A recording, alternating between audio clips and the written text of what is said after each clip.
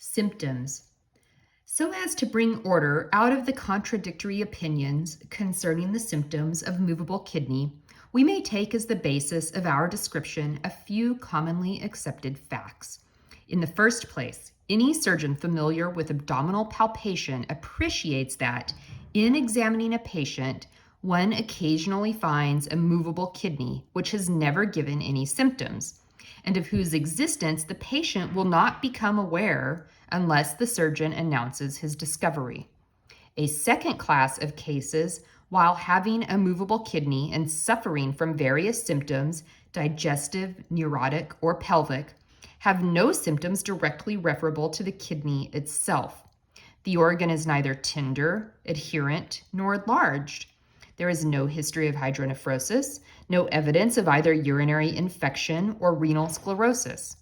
Finally, there are other cases with symptoms directly referable to the kidney itself. Thus, nephrotosis is encountered clinically under three aspects: nephrotosis without symptoms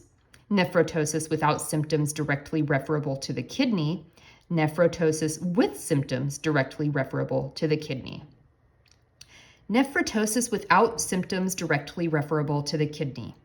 The greater number of cases commonly classed as movable kidney come under this head, and it is the infinite variety of symptoms which such cases present, the doubtful origin of these symptoms, and the uncertainty of their cure that has obscured the whole subject and given rise to opinions so divergent and to discussion so virulent. The class of cases under discussion has but two common features. 1. The subjective symptoms are referable to any one of several diseases of organs other than the kidneys, and 2. One or both kidneys are movable but present no signs, either subjective, pain, or objective, of disease. Such patients may present nervous symptoms, digestive disorders, or painful symptoms. These symptoms are exhibited in greater or less degree and in various combinations. Nervous symptoms.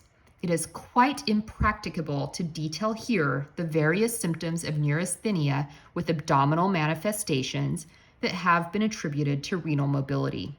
Their name is legion. But the question that always arises is, does the neurasthenia depend upon the movable kidney? Two answers may be suggested. If temporary reposition of the affected organ by dorsal decubitus brings temporary relief from the symptoms, and if with renewal of the kidney prolapse the symptoms recur, there is, clinically speaking, an established connection between the mobility of the kidney and the nervous symptoms. In the second place, it may be found that there is nephritis or renal infection. In this case, the nervous symptoms may possibly be attributed to renal autointoxication. Digestive disorders. The flatulent dyspepsia and constipation that figure so prominently among the symptoms of nephrotosis are but rarely referable to the kidney. Einhorn's opinion upon this subject deserves quotation. Most of the gastric and intestinal symptoms, such as pains, eructations, nausea, occasional vomiting, irregularity of the bowels, chiefly constipation, sometimes diarrhea, which are present in persons with movable kidney, occur usually independently of the latter and require therapeutic measures appropriate to such conditions. Here, again, the test applied to neurotic cases are of service. If lying down relieves the symptoms, or if there is renal insufficiency, some connection between the renal condition and the digestive disturbance may be suspected. We may mention here the theory originated by Edibles that movable kidney on the right side may cause chronic appendicitis by pressure upon the superior mesenteric vein. Painful symptoms. The pains most often caused by movable kidney are 1. Pain and tenderness in the kidney itself. 2.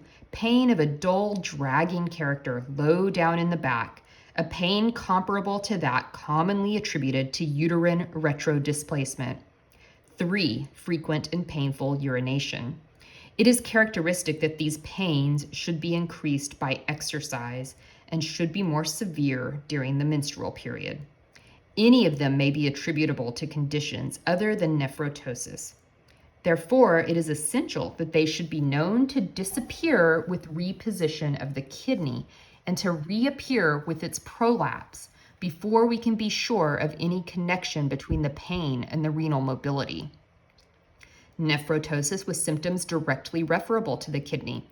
Here we enter upon a more definite field of investigation.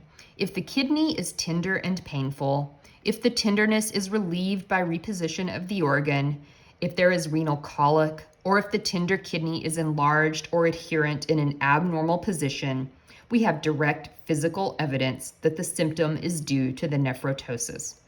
Even more characteristic is the intermittent hydronephrosis.